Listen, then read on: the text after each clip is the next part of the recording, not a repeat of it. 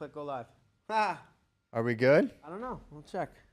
All right, we'll see. Says you're live. Let me refresh this. I'm always so paranoid about this just from back in the day with the way our uploader used to be. Like if that happened on you could like jam up you'd be uploading for hours and then you'd lose kind of everything. So as soon as I get a new computer, I set it to like it never shuts off under any circumstances ever. That was the worst. Yeah. Up all night labeling, uploading. You forget yeah, your internet at the hotel sucks. Yeah. That wasn't an idea I had originally. It's like you get burned by it. Then it's like, okay, there's got to be a way to make sure this computer never cuts off. Okay, I think. Yeah, it looks like we're live on YouTube. Good job, Bader. I'm glad you said something. I was just going to sit here on my hands and at the end of the show be like, oh, by the way, it didn't. No. I didn't want to interrupt you guys. You were just trying to cultivate as many laptops as you can. Because there's more up there. I can. Kozak's had 3 at a point. I don't think you can't do it. Crazy. Kozak's got 4 girls. You only have Stop. My girls are. It only takes 2.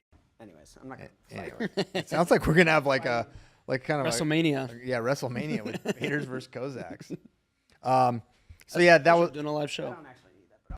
So yeah, Bo Bassett, great job. But for me, like over the last, I don't know, from Fargo on, Rockland Zinkin has kind of been a revelation to me. And Bray has talked about just like how far he's come just from the rankings and perception. And now, I would have liked to see him wrestle Sidden again. Because I think Sidden was the better guy by kind of a lot at who's number one, but those gaps can get closed kind of quickly at times. Sometimes you see that, sometimes you don't. But Sid didn't wrestle at who's number one.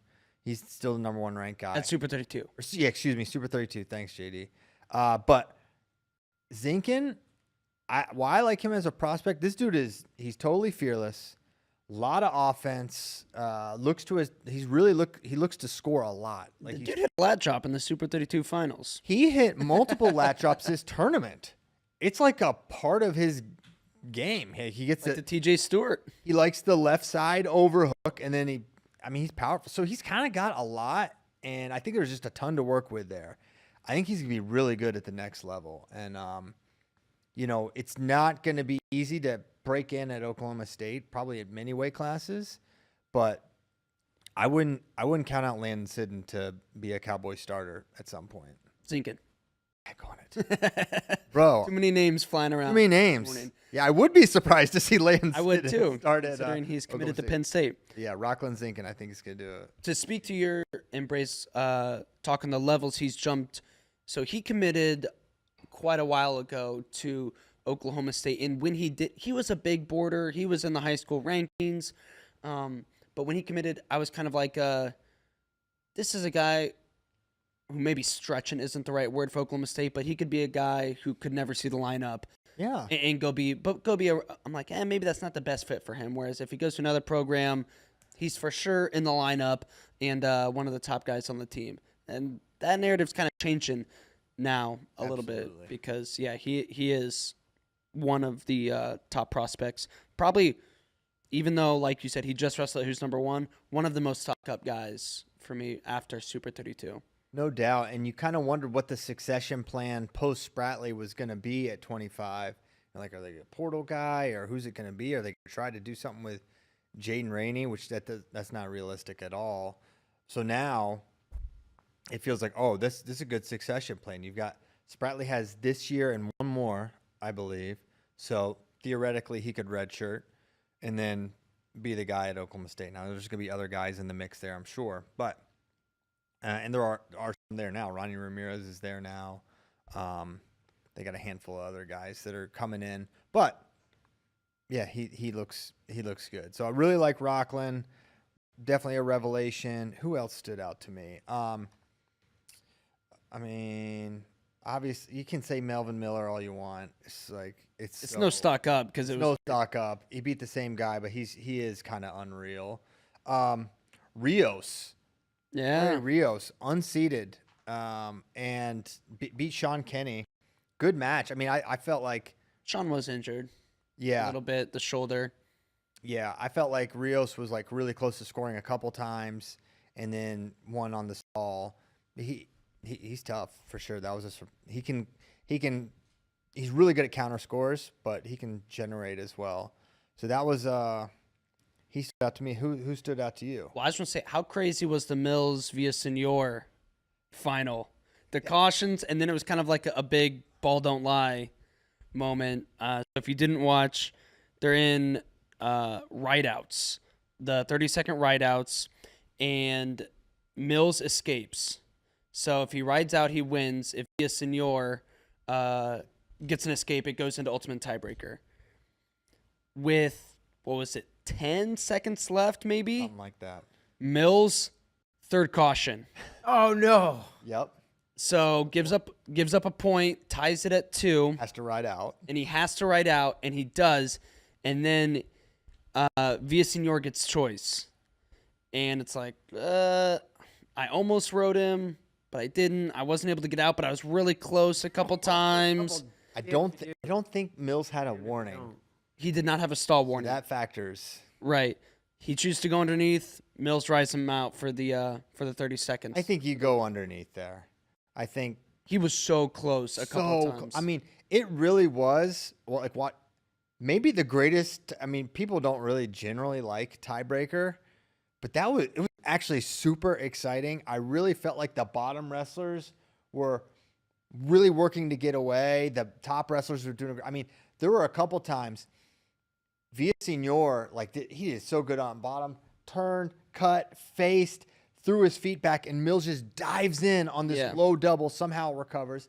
Then another time, I think Villasenor had the arm like across, like almost like a seatbelt. He turns, and then somehow Mills just has hand on foot and just squeezing one hand on the foot and pulls it in and gets the ride out. It was so exciting. I couldn't believe, I was like, this is the best tiebreaker I've ever seen. It was really fun. And Mills has got to stop doing backflips. I'm worried about he can't. He kind of completed this one. I know what it is. I know that Antonio Mills can do it. He's just tired. He's so tired. He wrestles these entire matches and he forgets that he just doesn't have quite the pop he needs. But maybe it's like a good goal for him because he did better than the last time. But he still is. I'm just worried. I don't want him to get hurt doing something silly. I know. Running into the crowd was cool, though. That was funny. I mean, he's got great energy. I mean, his brother Araya he's gonna be awesome too. I mean, I don't know who's a better prospect, but man, Araya looks like he's gonna be a guy that's sort of undeniable at those lighter weights. Good call out there. I used to hate the bottom man set, top man cover, set, go.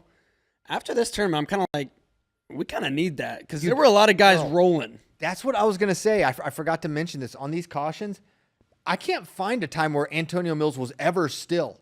No. Underneath or on top. When he's underneath, he was constantly like kind of always shifting a little bit. On top, like he's kind of always leaning. They're both kind of always moving at all times. Like you need that set. Okay, everyone has to be still at some point. Because there was a lot of bumps, too, where guys would move and then rolling starts. It wasn't just in this one, too, where... And also, I couldn't tell if, maybe my audio and video was off by just... That's true. Just a tenth of a second or something. But I was like, these guys are, like, jumping the whistle. Yeah. Well, it was tough to... And when that happens, you can't always... It's not always super easy to be like, this guy caused this. No. It's like, well, he bumped me, so I'm rolling. Well, but then the guy on top can say, well, he was Damn moving. it, both you stop. Yes, Y'all that's hold what you still. need. Set. You need the set. Yeah, get them set, boys. It seems redundant and ridiculous, but actually, we need it. You got to hold them still. Because Squirming. when they challenged, because Mills challenged the caution, and I was like, you can't overturn this. Like, they're never, even if it was Villasenor moving, like, you can't really tell. And so they're not going to overturn it. But that was impressive.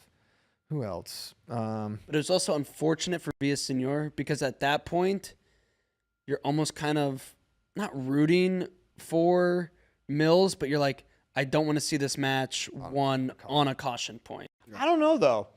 In a match, here's the thing. You don't normally want that. But the match, every point except for that one was on escapes. There were no takedowns. So something has to separate. And those whistle starts are so important. If one guy is like breaking the rules. At some point, you got to draw the line. You've got to be, once you get 2, Shane Sparks is a big, you got to use them all. Right? You got to use 2. Well, he used 2, but here's the thing. When you use 2, you might use a third. It costs you a point. I remember, bro, I don't know, it's a tangent. But like I had a kid, crazy smart kid. But this was back, I think they actually changed this rule. There was like a sequence, and maybe it still exists. You would have to go knee down, belly, elbow. And he would always go elbow, belly, and he would get a caution. And it almost cost him like going to the state tournament because he gave up, I think he gave up 2 caution points, warnings points. And like why was he going elbow first? It was just one of those things like, okay, got it. And he just like out of his brain immediately. Immediately out of his brain. Immediately he's like, all right, I'm gonna ride this dude, elbow, belly. And then it was maddening. But anyway, yeah. It's not an easy position to officiate. Yeah. All right. Any other Super 32 thoughts before we move on? No, great tournament as always. Some more to unpack probably. If we get Bray here, he can take it levels deeper. Right. Yeah, down to like this guy took 5th, but he was completely unranked. Right. Some stuff like that. 100%. Yeah, so we'll get into it, but first we're going to get into 165-pound tiers. Oh, baby. We've been going weight by weight. It's 165 time. These weights, I gotta find it here. All right. I got 3 tiers for us. 3 tiers. Tier 1. Mm-hmm. Mitchell Messenbrink. That's fair. Stop. I think you got to stop. He hasn't lost to anyone other than graduated people in 2 years here. He deserves that designation. I'm not a big Tier 1 Island guy. I think there's almost always, but if there's a guy that's earned it, I think it's Mitchell. I think so too. It's a big upset if he loses to anybody. Correct. I mean, it's not an upset, but it's like if he doesn't bonus somebody, it's like, what's going on? Well, Caliendo's kind of not figured it out, Okay, but last 2 were decisions. Continue. There's another guy. All right. This one, I don't know. I might catch some flack for. I got 2 islands. Oh, come on. Tier 2 island, Mikey Caliendo. You went crazy on this one, fam. I think Caliendo is clearly the number 2 guy, but Joey Blaze versus Michael Caliendo, that's a match. That's a match. A hard match. I know. D. Lockett, we'll see. But D. Lockett should be maybe considered in here. I think Caliendo's he's had some close matches, right? There's guys in his strata. He's done great. I think Blaze, here, I'll put it this way. I think Joey Blaze would have been the 2nd or 3rd best 65 last year. I also tried to think about how I don't want to get too. I'm very high on Joey Blaze. Mm-hmm. I think he's the 3rd best guy, probably at this weight. Maybe D. Lockett. I think Joey Blaze is our number 3, though. But look at his entire season last year. Not just. Yeah, I know. NCAs. He took some losses to some guys in this tier that I put him with on that level. You are not wrong. You are right. In fact, I think he might have even lost to Ryder Downey last year. I went freestyle crazy. I'm going freestyle crazy. I watched this guy wrestle freestyle. I saw how big he was, and then I just extrapolate a lot of things that are not on the paper. I'm just like, that's what I'm seeing. That's what I'm seeing. I could be wrong. And I saw it and I thought, this is a match with Michael Caliendo. Michael Caliendo's enough of a favorite to where I'm making him Tier 2 Island because if you include, Blaze has not earned separation, in my opinion, from the likes of the guys in this tier, whereas Michael Caliendo has. So if I include Blaze, I kind of got to start to include some other guys. And to me, Michael Caliendo hasn't lost anybody at 165 pounds in the last 2 years except Mitchell Messenbrink. I would He's in say the separation. I would say who's more which island is more likely to be invaded? Tier 1 or tier 2? Tier 2. Okay. I agree with that totally. And I think I just think he's going to be in competitive matches. This weight is still like you compare it to like 157 is way deeper than this weight class in my opinion. What does an island mean? You're never going to lose, or you're not going to be tested? You would be very surprised. Like a shocking upset for someone to So get. you won't be shocked if Caliendo loses, and you will. Shocked is strong, but I would be surprised. I would not be surprised. Okay, yeah, here we Wouldn't go. pick- I'm I- trying to get to the like, heart of the difference. Michael Caliendo's going to be in some I like close matches with some of these guys. Yeah, he's been in close matches with them. He just hasn't lost to him. Yeah, I know. His last like non-national champ loss is like Carson Hartzler, like 2-3 seasons ago. I think 3. 3 seasons. I think the ago. past 2. Everyone else he loses to is national champion. Yeah. I mean, he's Blaze took what 4 or 5 losses last year. yeah. He lost to Antrell at Big Tens. He lost. I think he lost twice at Big Tens. He had a loss to Ethan Miller. Yeah, it wasn't a great year. I think he battled injuries. I think he's too big. I think he's gonna have a. And again, it sounds like I'm ragging on Joey Blaze, which I'm not doing. Well, I'm the one presenting Joey, so like Right. you have to defend your stance. So it's fine. Everyone thinks Joey's good. And who did he beat this summer? I remember he beat Hall. Quincy Monday, I think. Maybe he lost. Actually, I think he lost to Quincy Monday in like a super controversial match. He looked good at World Team Trials, but he lost to Jake Hughes for true third. Yes, he did. Which But Jake is good freestyle. Izzy, what's up? yeah, ZOU. Jake Hughes is really good at freestyle. That was a fun match too. Anyway, continue. All right, tier 3 island, Joey Blaze. No. You just do everyone one weight apart. That's the other thing. Why do you think this is? There should be a rule like one island per weight. Tier 3, Joey Blaze, Hunter Garvin, Matt Bianchi, Ryder Downey, Max Brignola, Peyton Keller, Braden Scholes, and D. Lockett. Ladarian. Yeah. I think D goes this year. Did you say Braden Scholes? I did. He was the cutoff. If you look at our rankings where I included, well, D. Lockett's not ranked, but I think that's right. Nick Hamilton is ranked number 10. That's where I made the cut. Yeah, I think Scholes year 2. I think he's going to have a nice season. Keller, we'll see. You know, off the grid last year, New home. sort of a weird departure from Ohio. I think Ryder Downey is a guy that could, you know, really battle towards the top end of this group. Still, What I thought last year, he Still burned the me. guy on I the- predicted him I predicted him high last year. He burned me. wasn't a crazy thought. It just didn't happen. Now, who's Ohio State gonna have? They're gonna have Patty or Burden. Yeah. Okay. So probably Tell me Patty. about Andrew Barbosa and Sean Taylor. Those are my 2 freshmen to watch. Barbosa, Rutgers, Taylor, West Virginia. Oh You- yeah. Had to get a little Mountaineer in there. Not great true freshman years. Not bad. Took some losses. Kind of typical true freshman years, but they were both big boarders coming out, prospects. So I don't think they're going to come out, be podium level guys. But they're guys I'm going to be keeping an eye on, and I expect to maybe climb up in the rankings a little bit. National qualifier type as freshmen. Maybe steal a match at NCAA, something like that. Gotcha. So And Aiden Riggins gonna be the guy for Cyclones, you think?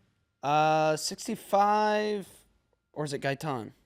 Gaitan, I thought 74. Yeah, Gaitan 74. I thought Riggins was moving weight. Maybe not. Yeah, I think he is. Down. Down. Slim rig. 65. Big rig going down. Yeah. This guy qualified for nationals. No, he didn't. Did he? At 84? I don't know if he qualified. It was fringe, if so. He was the guy last year that started out really bad. Yeah. And How did figured it go, out. JD? Okay, yeah, I want to make sure. Yep. Yeah. It was not good.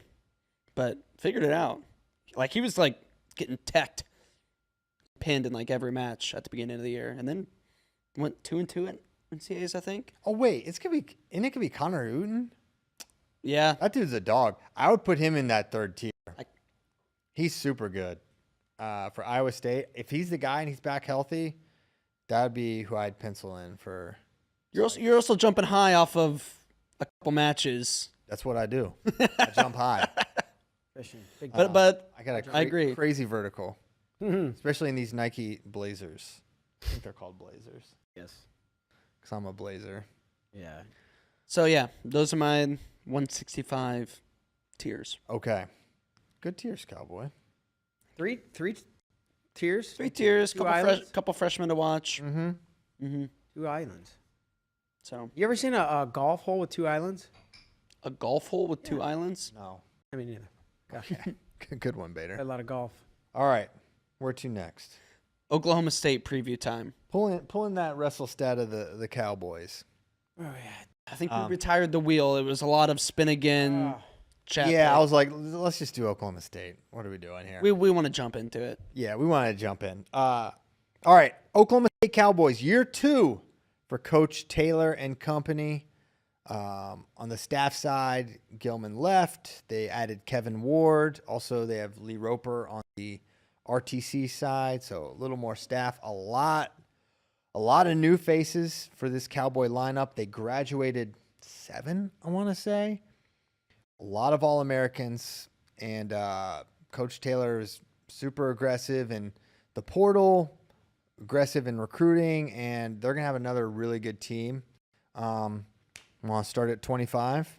Let's run it down. 25's maybe the most obvious starter. Yeah. Troy Spratley, NCAA finalist last year for the Cowboys. Really made a jump last year. I mean, he was a good freshman, honestly. He was the levels above he went in placement aren't actually as representative of, like, he was pretty good as a freshman, and then like those coin flip matches he was losing. He's at 125. He's a 25. Yeah. Let's just say this. He's a good 25 pounder. That means sometimes you don't place, sometimes you make the finals. Correct. That's what we've learned about this weight class. But no, he made some jumps. He's been really good. They've got Sam Smith and Ronnie Ramirez there. Ronnie should redshirt, and then maybe he'll battle next year for the Cowboys. But you feel set at 25 for Troy. And as far as his productivity, it'd be a surprise to see him off the podium. He could win this weight. He feels like probably a top 4 guy. I think you can't make many assurances at 125 beyond that for anyone. I agree. Like, I feel the same about the national champion Vince Robinson, right? So it's as complimentary as I'll allow myself to be or as positive and optimistic as I could be for any 25 pounder. If you're outside of the Oklahoma State camp, you have to know Troy can wrestle really well, and it would be a big time disappointment, even if you're not a Troy Spratley homer, if he didn't make the podium. Yeah. This year, even though there's going to be guys who he might take a loss to this year that finish off the podium. Yeah. You make the finals. You're the starter at Oklahoma State for a couple years now. You gotta cement yourself. Yeah. As a top 4 guy. And I think that's what we'll see. I think so too. Right. 33, they brought in national champion Richard Figueroa, coming off a candidly disappointing junior year where he failed to place after winning the year prior, losing to Dean Peterson and Trevor Anderson, 2 guys that didn't place at the tournament. So now he's transferred from Arizona State to Oklahoma State, up at 133, it appears. You got J.J. McComas in there coming off redshirt. You got Gary Steen transferred in. You've got Ren Sakamoto there. Maybe he challenges at 25 or 33. I think it's a big cut for 25, so I think he's going to challenge for 33. And then you can expect the unexpected at 33. I think that'll be my tease, and I'll just leave it at that. But Richard Figueroa on paper is, if you look at these 4 wrestlers, he looks like the guy who should be the man. Hey, he's a national champion. He is. And we talked a bit about it a week or two ago. Just put out the reel this morning, kind of expectations for him. And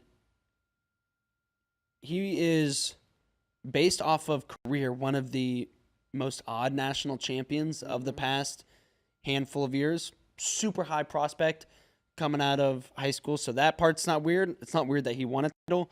It's weird that he was like 500 going into the tournament and then the next year didn't make the podium and that he didn't start as a freshman because Courtney was there. Yeah. So very bizarre year, but kind of like what I was saying about Troy. It's like when you get to Oklahoma State, you're the starter. Expectations are a little different.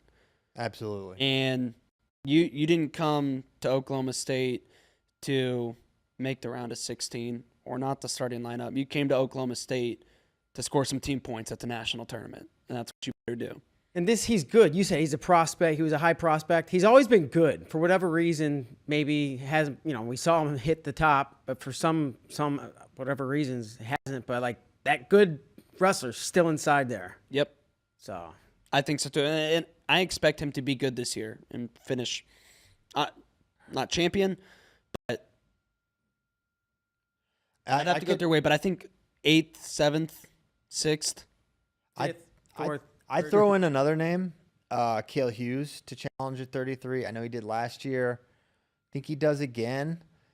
That's why you said expect the unexpected. Sorry, I feel like you were holding on. You knew something. Just expect the unexpected. Expect the unexpected. Okay. We'll just go ahead. remember this a couple months from now. Something. 41, Carter Young at the start, but I think we see Takedown Jamison once again come down and try to make the team at 41. Obviously, the big question for Tegan is like the cut. Can he do it? Can he function consistently? Consistency was a challenge for Tegan, but man, on the high end, he's really good. And I think that's where we see, but again, the depth at these weight classes. Sergio Vega, you think red shirt. I think they probably, here's the thing for Oklahoma State. They're going to put their best lineup on the mat. If that means you have to sit a senior Carter Young and a junior Tegan Jamison, then you do that if Vega's the better. I think that's just what we're going to see from Coach Taylor. I think that's going to be their ethos. And they're going to have opportunities to prove it. So Vega's a guy you want to have an eye on earlier in the year, and then you'll have an idea if we could see him. But I think ultimately Tegan is the starter. How does he do? 41's good. It's really deep. He's gonna have to have a good day to place. He has days to place, but he can do it. I think so too. I mean, if he's a little bit better, just a nugget more. Do you think a year later, is the cut going to be any easier? Well, you never know what they can get figured out in a year.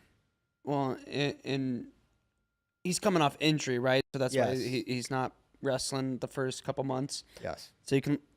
There's two ways to look at this, so you can't really take anything from it. But he doesn't have to make weight for a full year, so that'll be better for him if he only has to make it. Or what does Mark Bader do in this situation? Get up to 150? Right, and then 5. Sometimes it's but actually making those weight the first couple months helped them out because their body shrunk a little bit. They figured it out. They kind of got into a groove and a rhythm and were acclimated. So that, like I said, there's nothing to take from it. Go both ways. Yeah, It can go either way. It can go either way. Actually, can't go both. It can go either. Right. What's the heaviest you've ever been, Bader?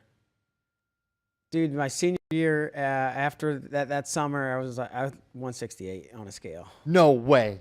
6'8"? 168? Not 167. 168. Yeah. Wow. Big belly. Dude, I can't even imagine that. Dude, I was like 152 like the next week after Big 12s. Okay. Yeah. Bro. Dude, I remember being like, I would wait till I wasn't stuffed and be like, not that full. Like, bro, I can go get another Dang. chocolate or sweet, whatever. Anyways. What a mindset. It's off. Now you're lean. Yeah. Biggest I've ever been is actually after freshman year. Really? Really? It's because I had all you could eat for every meal. At the dorms? At the dorms, was lifting super heavy. Just What'd you weigh? College weight. I don't. have a number, but it was mid-60s. Yeah. It might. But you were like big and strong. I was. Well, I was. Yeah. You got some beer in your belly. Yeah. Yeah, and I would literally eat like a bowl of ice cream every day for dinner. Why wouldn't you? With cookies, and cookies for lunch. A bowl of pasta for dinner. Are you trying to get big? Like go up a weight or No, I was just kind of living? Meathead mode. yeah. Okay. I've never seen 160. I've hit like 58. Have you tried? Have you ever tried? Let's see how big. Well, Christian up to 170 yoked. There was a time I was trying to get way bigger, but that was like when I weighed 130 Christian as like a you could 22-year-old. grab his hand, snap his arm. He used to be really skinny, but he all jacked, A little bigger now. tough now. And then that summer I moved off campus and immediately lost like Yeah, you got 10 pounds when I had to pay for my own food. Huge mistake. All right. So these are cautionary tales for Tegan. Yeah. This is what you don't do. Right. Don't be like us. And here you never have been, so we're not worried about it. 49 feels like the ski. Casey Swiderski, another transfer from Iowa State. We'll get to see him at the All-Star Classic against Lachlan McNeil. That's a big match. Heck yeah. Excited to see what Casey looks like in that cowboy orange. I think we know about where he's been. The question is, we know Casey's an All-American contender. He's been there before. He's been in that kind of 6 to 10, 11, 12 range for his career. Can he make that jump into the top 5 on a consistent basis is the question. Can he get a little more consistent with his offense? We know he's got this crazy pace and fire, but attacking and finishing, like that'll be the question. And it's like, you remember that match he had with Real Woods in the Cy-Hawk? That Amazing. was super, super close. The next level for Casey is winning that match. Yes. Right? He had the grit and the toughness, even amongst the toughest guys at the Division I level, to take him to a close with the national You champion. get him to the cliff, Right. push him off. Right. Now, that's the jump for him, is being able to win that match. Yep, that's the question. And so, like, when you think about 49, you've got Henson, Van Ness, and then really, I feel like there's a lot of guys he's going to be in matches with. Lachlan, I feel like is maybe in that crew. I mean, that's what makes. I feel like the Lachlan match is exactly what you're describing. Yes. Like that's his opportunity to get a really nice win, and really set the tone for his season. So we'll learn a lot in that first match for Casey, November 1st. Hey, Let's go. Almost here. 6 days after that, Aiden Valencia. I know. I don't know if you saw it. Aiden's moving up to 149. I like that. I'm curious what that does for their lineup. I had heard that they were considering this because they had EJ Parco too, but I think he's a 49 also, so he's just kind of, I think, out of luck. But Aiden's really good. I think he's plenty big for 149. I thought he was a good size 65 kilo guy and big for 41. He's talking about getting redemption at Cliff Keen after going 0-2 there. Mm-hmm. So I'm excited to watch Aiden. You guys know, you listen to the show, you know I've been high on Aiden for a while. That's not changing. That duel? Live on Flow. I don't think so. No? No. I don't know why that guy tweeted that. It's on our website. We have that? I don't think so. Isn't it at Gallagher Iba? Yes. Or it's in Stillwater. Nah, dude. There's no freaking way. All right, we'll flip a coin. I don't think we have it. Okay, well, maybe we do, maybe we don't. Let's go on with the. I don't know, but we don't. I want to be right. I don't want to. We're not gonna, If we he have says- it, hopefully we have it. If we do, we'll let you guys know for sure. I don't know why we would. But where are we at? Wait. 57. So T. Travis returns, but I think Robidoux is going to probably be the guy. I feel like they're really high on him. They think I think he's really good. I think his physicality, I think Bray talked about this last time, like his physicality is like, that's one thing you wonder about freshmen. He's going to have that. I think he's just going to be, by the end of the year, he's going to be, I think, a clear starter. That's my prediction. It's nothing we've seen NCAA-wise yet. Teague is a bar that he has to clear, but I think Teague hasn't shown that he's ready to place yet, right? That doesn't mean he can't. It's just We haven't seen those results. And remember, last year was weird for Teague. He was out early in the year and was presumed out for the year. And then what happened? Then did he end up going at... Help me out here, JD. I'm losing it a little bit. Because 57 was Caleb Fish. Did he go down? Hey, click his wrestle stat here, baby. Click Okay, T. Travis. I was on another tab. Teague. All right. Yeah. He went to 49. So he went down to 149. And I think he won a match or two for them. So now he's up at 57 again, hopefully healthy. And so, him not placing last year, it's like, dude, he stepped up in a big way at 49 when they went with him over Carter Young or whatever happened there. And 65, D feels like they are certain it'll be him. That's just everything I've heard with D. He feels confident, and I think he's the must-watch true freshman for this year. Well, did we talk about this on the show? I can't remember if we talked about it on the show or off the show, but so the 5 for 5 college athletes getting 5 years of eligibility, no red shirts, has been tabled for this year, but it's still eligible to go through starting next wrestling season, potentially. Yeah. So they tabled it, which to me isn't. I mean, that means it's not over, but it's also like, well, if they were going to do it, why wait? And there may be reasons. I'm genuinely asking. I don't know why wait. So I'm wondering, maybe it's not going to happen. I wonder if they want to make it like all student athletes, right? And now you're halfway through the fall season. You don't want to retroactively then say, oh, now you people who redshirted this year could have had eligibility or whatever. They want to go, hey, starting in this next academic year, that's when it's 5 for 5. Or maybe they even want to back it up. So it's like, by this recruiting class. Sure. So when you're recruiting, hey, okay, this class of 28s, they're going to be part of the 5 for 5, whatever. So it could be something like that too. I still hope it happens. I do too. I think it'd be sweet. From the get-go, I've been driving the get rid of red You shirts. have always said red shirts are weird, and I don't get it. And I'm with it. Facundo is going to be the 74. They love him. They're very high on Facundo. Facundo is someone you should be excited about if you're a Cowboy wrestling fan. He was good at Penn State.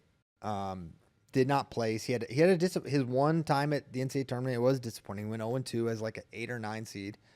Yeah, that's not good. But I also think that tournament's not representative of Alex in his entirety. We saw him. He took the Olympic the next year. He beat Levi Haynes. He's really good at freestyle. So his results have always been a little incongruent freestyle to folk style, but I feel like up at 65, or 74, excuse me, he's going to be really tough. And we've been talking about who's the guy that can come in and challenge Levi.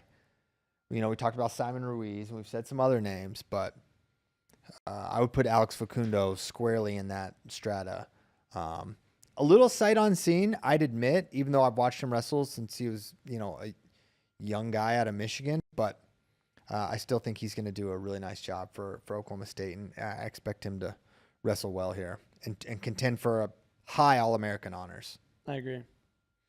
And then 84 roster battle here between Zach Ryder and Braden Thompson, but it feels like this is going to be Ryder. And Braden is a guy, he's in every match, but the offense and the consistency looking to score hasn't been there. And I think with Ryder, that I think that is what you're going to see, a guy looking to score the whole time. And I think Ryder, enters. You got to be able to score points at this weight because it's the weight of Max McAnally and Rocco Welsh and Angelo Ferrari and Aiden Sinclair and some other good guys I know I'm forgetting. And you've got Zach Ryder, and he's right in that mix too. So, and you'll get to see him All-Star Classic against Jackson Smith.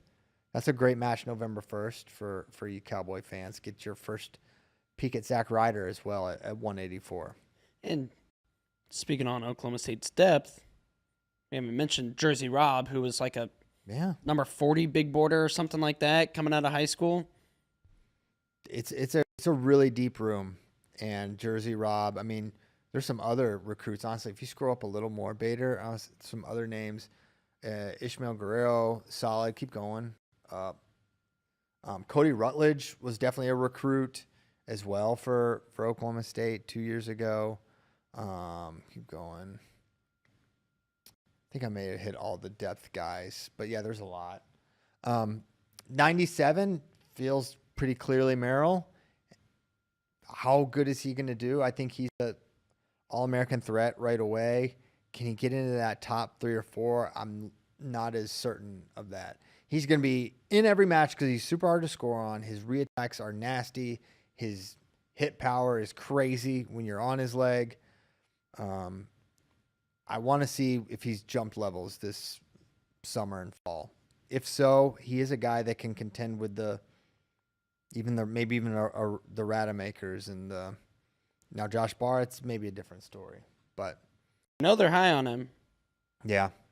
So, and then Connor Doucette, they've said a lot. They're very positive on Connor and how he's kind of approached this year and the opportunity. You know, he sat behind Wyatt last year and, you know, really prepared himself. And they say he's changed his body and he's, you know, just more ready to compete. What he's going to do is still that's not certain. He does not feel like a guy that is going to contend for a national finals spot, even though 285 is not what it was a year ago. I could see Connor Doucette, you know, finding his way onto the podium here. And he's one of the guys for Oklahoma State, and maybe not a lot of people say, I'm most excited to see him because I've heard so much about his progression. right. And now I want to, okay, what do you mean? Show me what you mean. And, yeah, it's honestly, this lineup, it's very exciting. The combustibility it's there, right? There's a lot of guys that how many times have I said this guy could play? He could not play. He could be in the top. He could be outside the podium. But I think this much talent and Coach Taylor's aggressiveness in putting the best guys out there, it makes me feel like it's not going to be are they as good as last year? I don't know, man. That team was really good. They had 2 national champions. They had 3 in the, really great team. But part of me, deep down, even though I'm not sure that I see exactly how it's going to happen, I would be surprised if they're outside the trophy. I think there's somehow, some way, Oklahoma State gets a trophy again this year, even though they're ranked 8th right now. I think that's like there's no points for Ladarian, no points for Ryder. Low points for a lot of them too. Yeah. Right. So, Richard Figueroa is a national champion. He's ranked really low, rightly so. So I think it's going to be a good team. They're really fun in duels. We'll learn a lot about them early. We got this schedule, or I wrote it. Starting, you mentioned this, Stanford, November 7th. Stanford's, they got Provo. They've got Aiden Valencia. You got Tyler Knox back. Mm-hmm. That's a crazy start to that dual meet. Garvin is still there. He's crazy. We're supposed to see Garvin Lockett November 7th. We might just have to go. A couple hours up the road. Couple hours. I drive a couple. You drive a couple. I'll drive the whole way. You know me. You can drive the whole way. Yeah. I'll drive the whole way. You can scroll. Then they go We'll talk to you. We'll listen to a podcast or talk a little bit. We won't just scroll our talk. phones. Come on. Thanks, dude. Maybe we stop at Windstar. Buc-ee's, whatever, man. Yeah, stop at a Buc-ee's. Oh, the casino. Yeah. Have you been there? Yeah. Is it nice? It's like the biggest casino. Hey, let me guess. Did you go with Sion? I've never been with Sion. No, but yeah, it's a casino. It's a casino. All right. Big, very big. Nice. And then they got national duels. They're starting with Cornell. They're on Iowa's side. They're gonna get the UNI NC State winner should they beat Cornell. So they're gonna be tested then. Then they go to Air Force, to Arizona State. This is all in November. And then December, they go to the Fighting Brackies. I'll circle that one. December 14th at West Virginia. So they have 3 Big 12 duels before January. There's no rules with the Big 12. It's like Outback Steakhouse. It is. minus the bloomin' onions. Just but, right. But they there's no like Big 12 is sort of a weird conference because it's not just because of the affiliates. There's no like, hey, you guys got to wrestle each other or anything like that. There's like no rules. There's no guarantees. If you're South Dakota State or UNI, there's no guarantee that you will get to wrestle Oklahoma State or you will get to like. I'm pretty sure there's like no like Figure it out yourselves. Yeah, kind of thing. I think that's basically how it goes. That's why you got Big 12 duels in the first semester, second semester. It's all over the place. It's a smorgasbord. A smorgasbord of duels. Then I'm happy, right? Huh? I'm happy about it, right? Good duels in December. Yeah, for sure. We got so many duels second semester. I'll take some good ones first semester. Yes. December 21st at Lincoln. That's a good one. That's a real good one. Arr. Dang, boy. And that Road trip. to That's Lincoln. 12 hours. It wouldn't be the first time. It wouldn't. I would rather get on that Allegiant to Omaha direct for like $80, but That is also it's right around when you got married. That is a couple weekends Driving's half the after. Well, I was gonna say that's the same weekend as collegiate duels Oh yeah, I'll be at that. in Nashville. But if we didn't, I'd say send me up, and then I just stick around for Christmas at the in-laws. Yeah, there you go. JD's out here scheming. Then they go to the Southern Scuffle, return to the Noog. I don't know for sure, but I think they're gonna like send the Some starters. Okay. I mean, when you think about for their lineup stuff, like they're probably gonna want an event like that to That's where you get settle some it. clarity. Like you can have some things, you can establish things at opens and at in some duels. Like okay, this guy beat a good guy, but that's a really good way to settle it. And Put it all together. Mm-hmm. And also, I mean, so national duels is basically a tournament. True. If you're wrestling every match as the starter, but they don't have a tournament Yeah. on here, right? And so you get a 2-day tournament feel. Yeah, I think that's a good. You want that before. I think you gotta. So, Yeah. You gotta have one turn. I mean, gotta. What the hell do I know? But Penn State does. gotta. I mean, feels like you got it. Feels like you should make weight a couple times. Yeah. Yeah. I agree. And just like a dual tournament will be sort of different. Like you move your way through a tournament individually. It's a little different than the dual one. So yeah, I think it'll be good for them. Oklahoma at Missouri, January 23rd. Road trip. Then they go little home stretch here. Utah Valley, UNI, Iowa State at home. Oh boy. Feb 1. That could be. Feb 6, Little Rock. They go to Virginia Tech. No, they go to Iowa State, right? Because it doesn't say at. No, the at means that's where they travel. I'm so. Excuse me. Just don't worry about me, guys. It's Monday. So yeah, Iowa State. That's going to be a crazy duel. Absolutely insane. Then Little Rock at Virginia Tech. Another great one. And then Virginia Tech owes them. I'm not saying they need to beat them, but that was. I have never. I've been to a lot of them. I've watched almost all of them. I can't remember seeing the Hokies beat like that. They duel Penn State tough. They've had good performances. I've never seen, and they had a good team. Virginia Tech was good last year, and it was brutal. So get them back at Blacksburg. Get a little something back, and then Iowa, February 22nd, dude.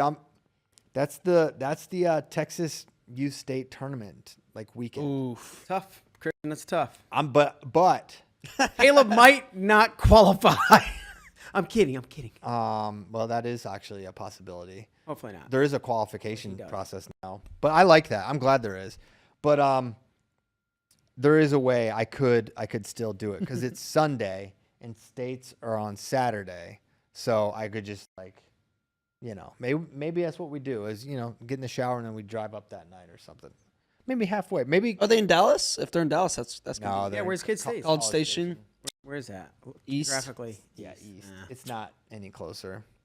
It doesn't make it probably that much farther though. No, you're right. 7 hours is 7 hours. Yeah. Anyways, I don't feel like I can miss that duel meet. I can't be within 6 hours of that duel and look myself in the mirror and not I won't be able to sleep at night. So it's an amazing schedule. I listened to David's press conference, and a lot came back to the schedule, and he's like, man, it's not, by accident. Like they want this level of rigor. Every single dual meet is like with intent, and everything they put on there, they want to be challenged this year.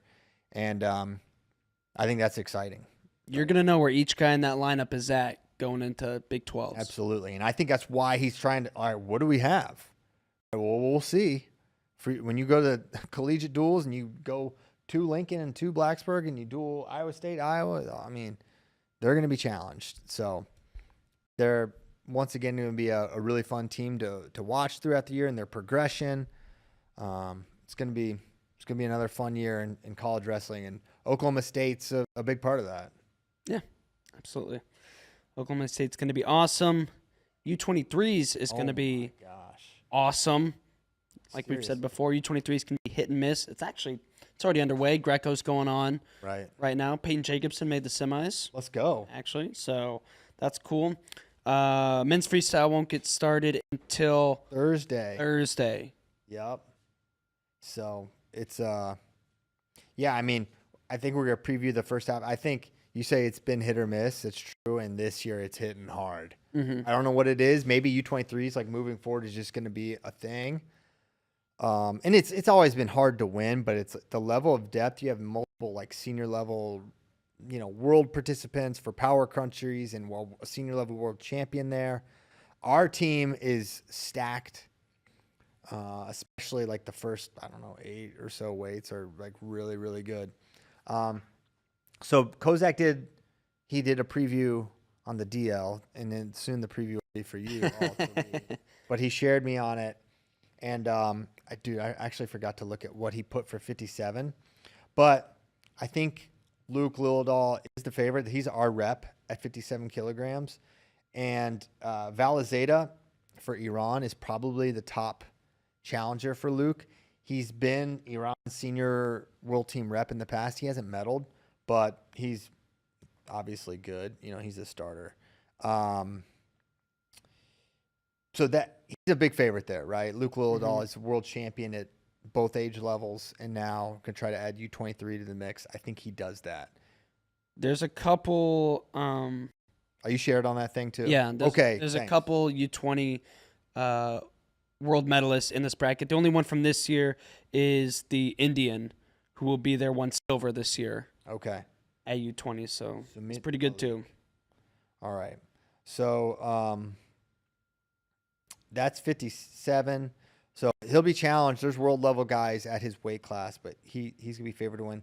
61, very tough weight. Baltuev from Russia. This is the guy, if you remember in 21, he teched Jesse Mendez. Apparently hasn't grown at all. But here's the thing. He hasn't wrestled a UWW tournament since then. 2021. That is so long. Who knows what this guy is gonna be like? What, are you trying to avoid drug tests? I don't know. He didn't get any bigger. Maybe he got bigger then shrunk back down. Maybe. Who else did he put in this weight class? He's put some names. A U20 world 5th, world silver. Bazarbayev from Kazakhstan, U20 world silver. He's tough. So there's a lot of little landmines here for Jax, and Kozak has predicted gold. We like that. However, for Marcus, he says a bronze medal. Look, hey, this is the final version of this preview. Kozak still has time to change his mind. He shared me on it. He knows I'm talking about it, so putting him out there. Okay, I'm putting him out there. You can be mad, but yeah. Oh man, when Kozak gets mad, dude. Well, actually, he's kind of a dog. I mean, don't step to this guy incorrect. I know what I'm saying? I never have, so I wouldn't know. You haven't, and I haven't. But I've seen those who have, and they ended up looking silly. John doesn't put up with. He's not going to take any of your nonsense. You think, oh, he's this nice preacher guy. He is that. He's a dog. But sometimes you got to turn over some tables, I'll just leave it at that. One day I'll tell that whole story. I've been alluding to it for so long, but I'm gonna. The names have been changed to protect the innocent. Not even a victim. Not even the innocent. Not even the innocent. Yeah, she's totally guilty. All right. Where are we at? 65, Yes. which might be, if not it's for sure one of the hardest weights here. I think 74 is the toughest, but you got a number of age level medalists here. I wonder who he thinks wins this weight. Is it Amarzoev from France? He's senior Euro silver. Could be Sujit. Oh yeah, Sujit.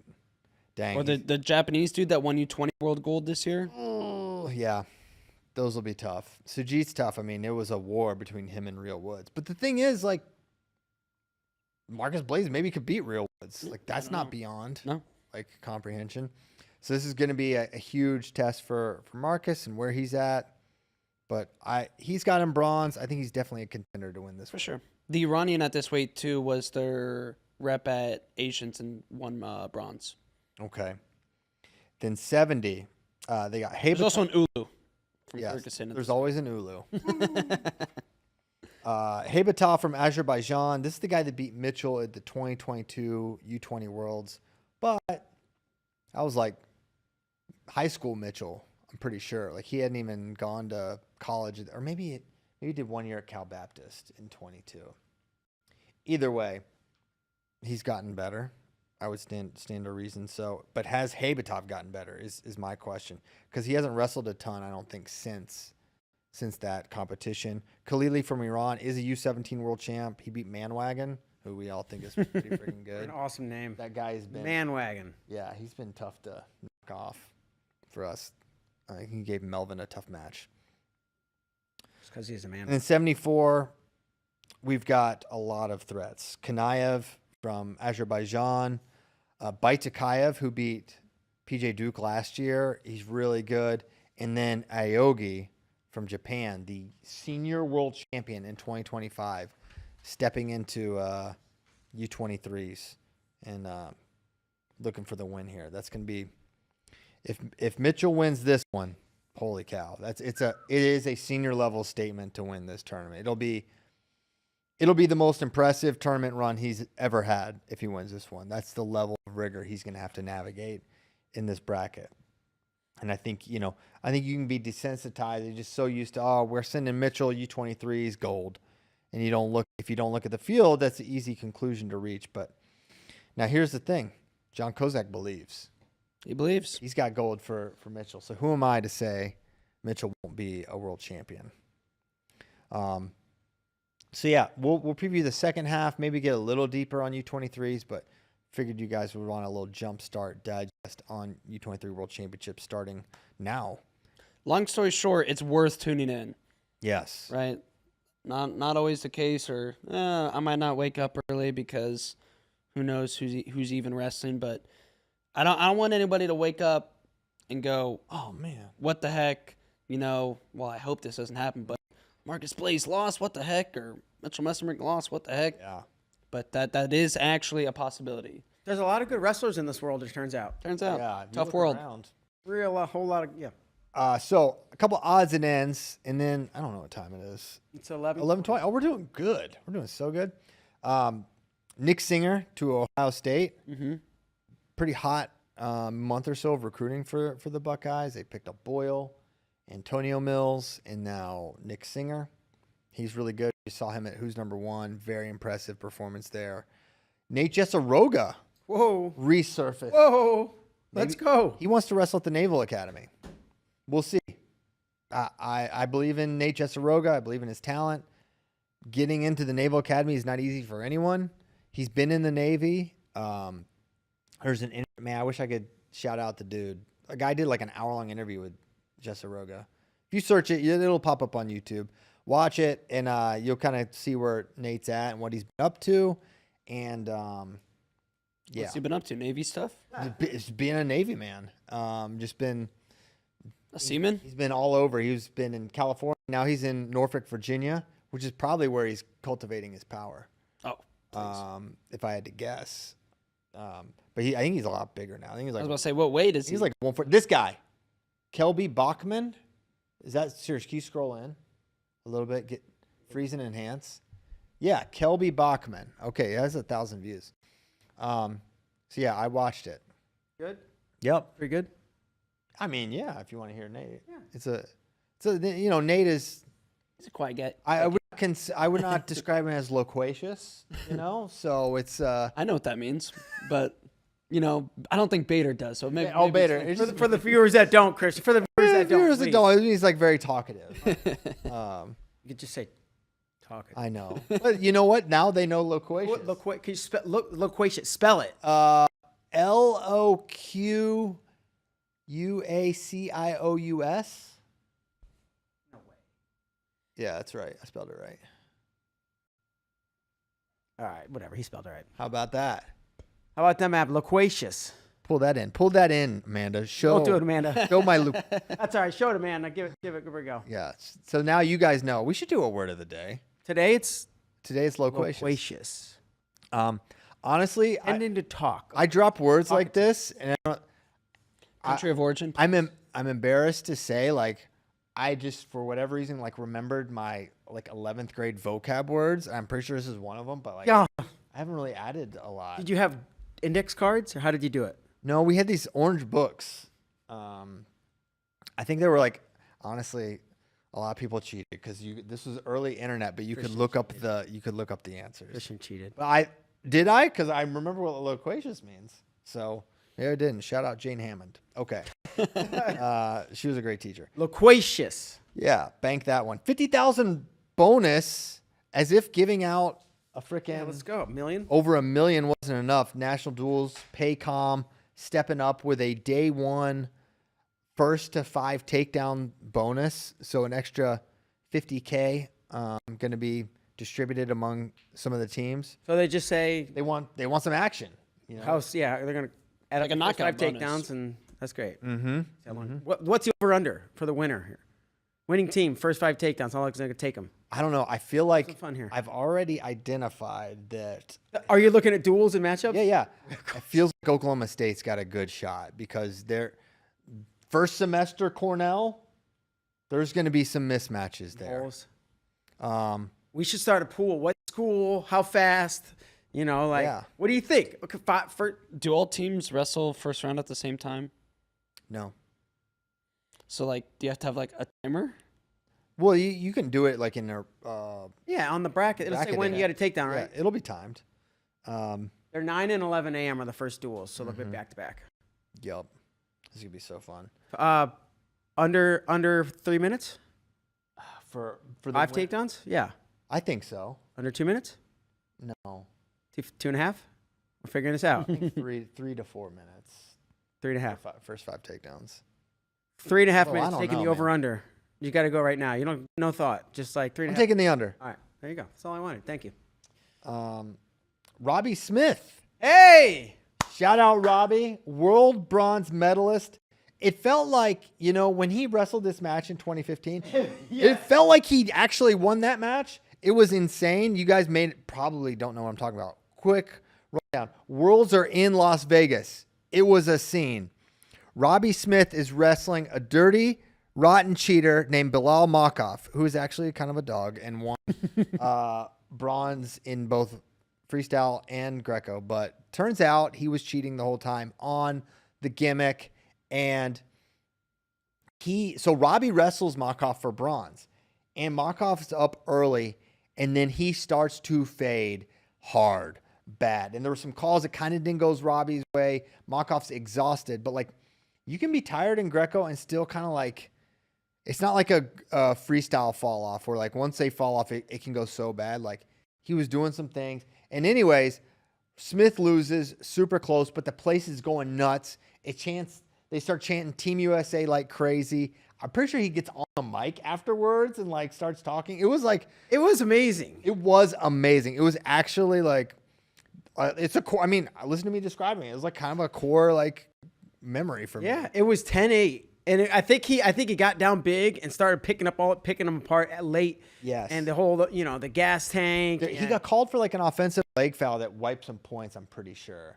Who did? Makov? Robbie. Oh, really? I'm pretty sure some points got wiped. And but now, full circle, Amazing. he's a world bronze medalist. What that must mean to Robbie is I can only imagine. It's killer.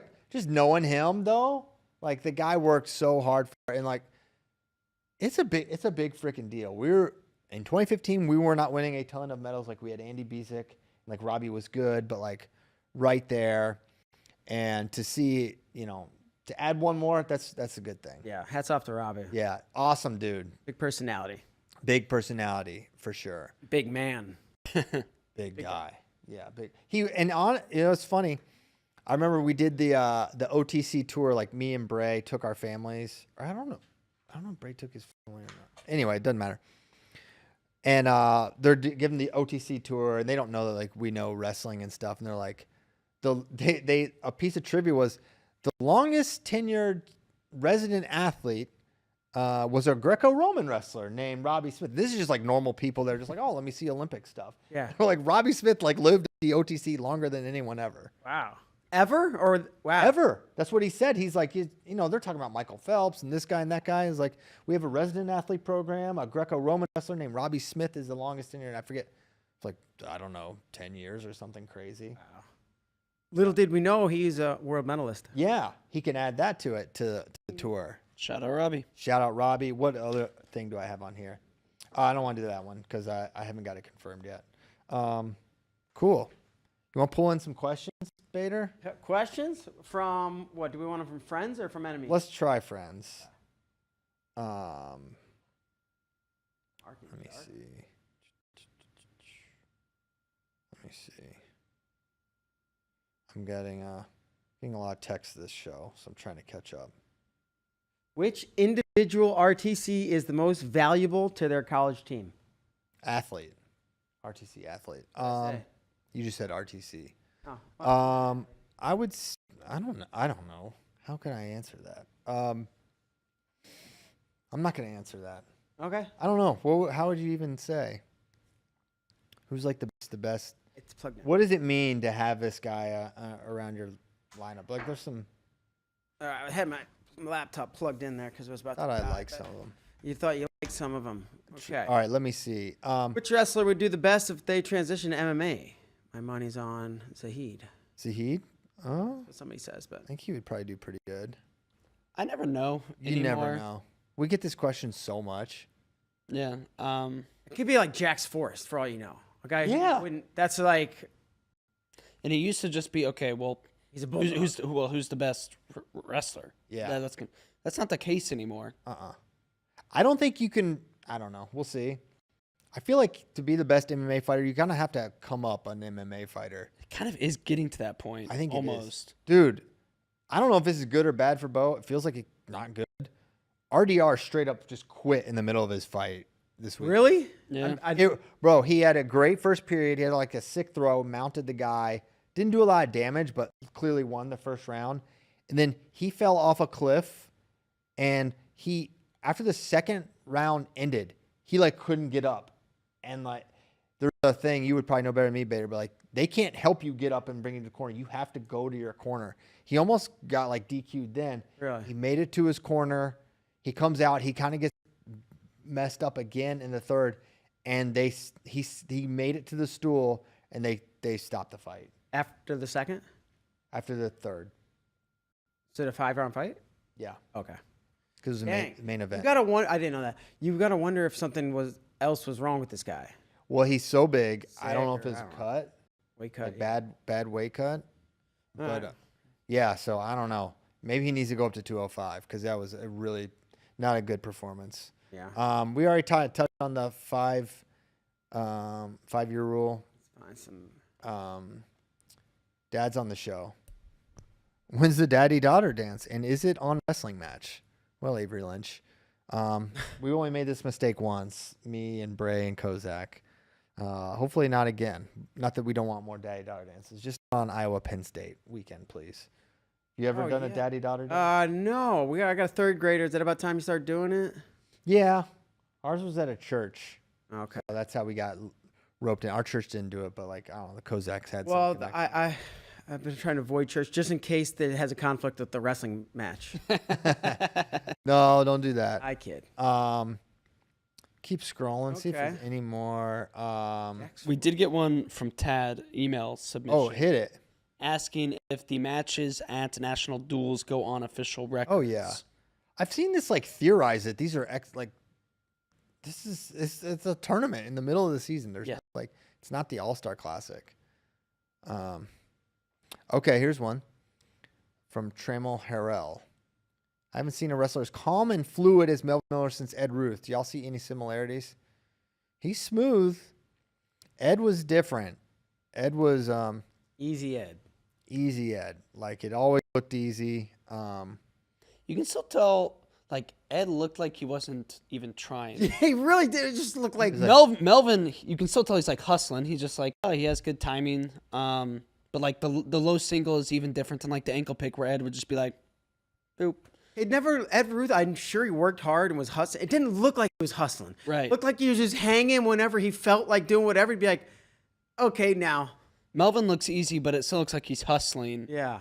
to dominate. Um, And then the way Ed could just, like, lock up a cradle from well, that's anywhere. the thing. The differentiator is the top wrestling. Ed was just otherworldly. That's like another level. But I think, Also, we're talking about Ed in college, True. yeah, he wasn't this in. right? So Melvin could come to college and be a top, Yeah, it feels like he's going to be a top guy. But like Ed Ruth is for us like one of the best we've ever seen do it, right? So it's high praise, and I think it's earned for sure. This is a funny question from Joseph Floyd. We basically alluded to this. Sorry. He said, anyone else hold their breath when every time Antonio Mills reset on bottom? Yeah, basically every time he got set, it's like, oh, what's going to happen? You want to read Mystic Mats? I think that's a good one. Where up? Shamrock. Oh, right here. Is Jax Forrest the highest level high school wrestler ever? 2 wins over world champ Tops Aaron Pico. Well, I think PJ's in there too, making a world team, beating a world silver medalist. It's tough to. I mean, yeah, I think I would probably air with Jax just because he has a year to go in high school, Man. which is crazy to think about. Yeah, I don't think we've seen that.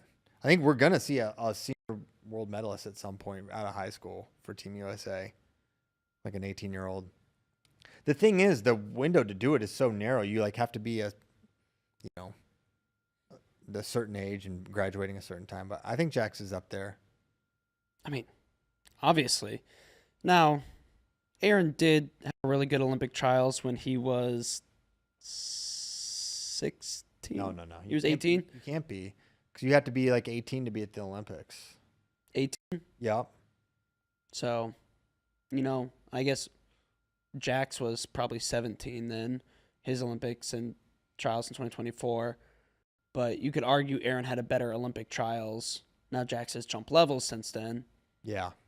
But just because Aaron didn't make a senior team, don't forget how good he was. Oh, I know. Super good. in high school. We didn't see him a lot, and it's interesting. I mean, maybe we shouldn't. I don't count this against Aaron, but he kind of did 1 full year of high school. Then he did like a Super 32 Ironman his freshman year, and then he was kind of he was just doing freestyle. But he also beat Zane Rutherford 7 times, something like that. Zane before Zane. Yeah, kind of. Whereas now you have. Well, he outplaced Zane at the Olympic trials. After Zane, after Zane was a national champion, Okay, 2016, and he beat him. He beat him in 2015 for the spot, which was right before Zane had his crazy year. So it was kind of Zane. Kind of Zane. I mean, Peach is like, sweet, I beat Yanni twice. Mm-hmm. Right? And Jax can say, well, that's cool too. Well, I beat this national champion, this national champion, this national champion. And it's also like Jax, qualified for the Olympic trials as a high school sophomore, and got 4th, I think. He lost to Marcus. Maybe he didn't get. I keep getting mixed up because we had Marcus, Luke, and Jax all in that bracket. But everyone forfeited out of the backside, so it was like The Young Bucks. Right, they took 3rd and 4th. Marcus and Jax, I think, took 3rd and 4th, but they didn't really have to wrestle anybody to get there. Right. It was like they lost to like Thomas and Spencer. And like Nico forfeited. Yeah. Forfeited. NATO, and so then they were just left for third and fourth. Yeah. It happens. Okay.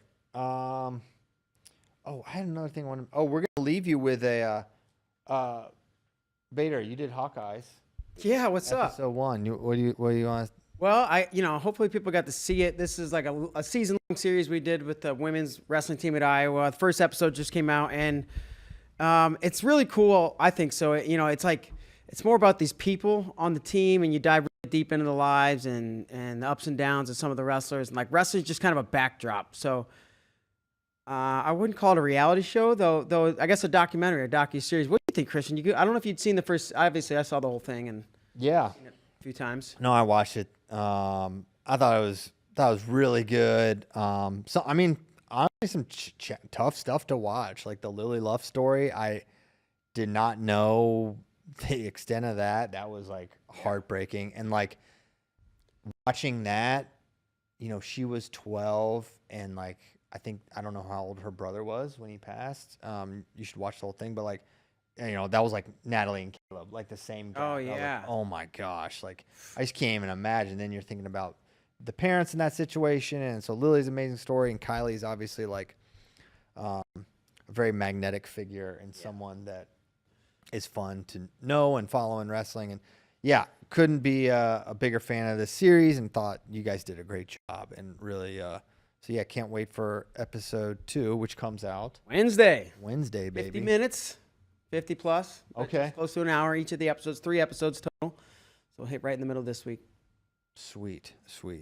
How many episodes total? 3. 3. That's all right. Sometimes I do Like the same. this. Yeah.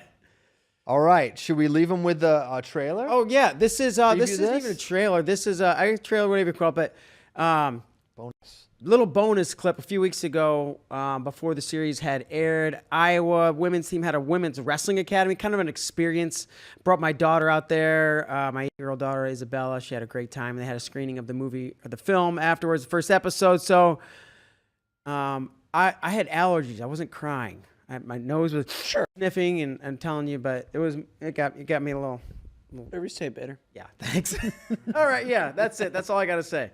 All right, we'll leave you with this. Thanks so much for. Also, visit athleteps.com. Get yourself some gear Pull that in. right here. I can do You can get these Inflicts right here that we got in front. The Nike Inflict 4, which are out now, and a bunch of awesome pathways. I saw actually somebody commenting on one of our Instagram reels from the show. They're like, "Whoa, what is that shoe?"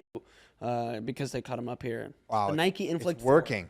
Right, so you can go get them. Yeah, we put these in a prominent. I think these are probably of the 4 shoes we have. I think these are my favorite. I like these. This one here, in the middle here, it looks like almost like Legos. It's not. The lines aren't straight on the swoosh. Anyway, Oh, the Tawa? Oh, yeah. Tawa, yeah. Tawa's a lot of Tawa talk on last. They dropped in price. $90. That's a good deal, guys. Check them out. so you got Some old hyper sweeps for $40. $40. All right, let's buy them. We're going to stop this show and start just ordering Nike gear. All right. We thank you guys so much for tuning in. We'll be back Thursday. Right, Jimmy? Thursday. James Dean Rader. We're going to leave you with this Mark and Bella Bader Yeah. bonus piece. Let's go. Thanks. What's up, Dad? See you guys. Bye. I wasn't crying.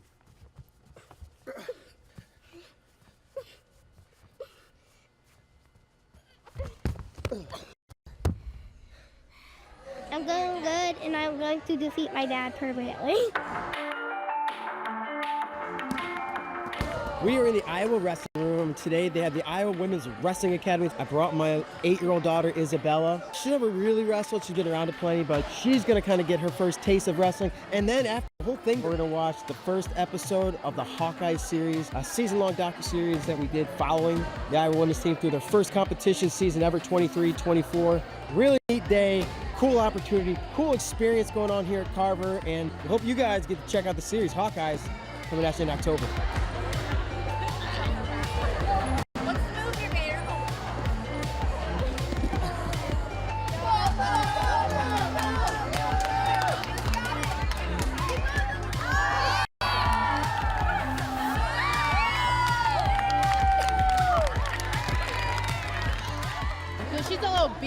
saw her beating up Mark earlier. Like, I don't know, took him down, and I don't know, she's kind of a beast.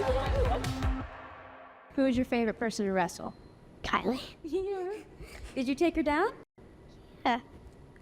Of course. And did you take your dad down too? He's extra easy.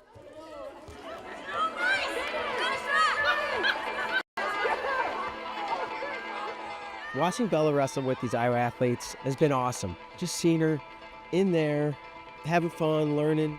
I've been like on the verge of tears a couple times. Just like, she's never been like super into wrestling, right? But she's around it. And for her to like be engulfed in it today and just like eat it up, want to do more of it, like, it's just freaking awesome. Maybe she ends up being a wrestler one day, maybe she doesn't, but she's had the opportunity to be around it and see what it looks like with the highest level. So she'll get the opportunity to decide if it's something she wants to do. Hopefully she understands, like, part of the reason women are awesome because of wrestling. There's no doubt about it, right? So I hope she gets to see that, and whatever she wants to do in life, she'll do great, but exposure to wrestling at a young age is never a bad thing. So this series, Hawkeyes, I showed Bella. She watches the whole episode. She's glued. And she's watching. She looks at me right afterwards. She goes, "Dad, I want to wrestle." And I almost fell over crying. I was just like, this worked. Like, that's the little girl watches the Hawkeye series, says she wants to wrestle. We win.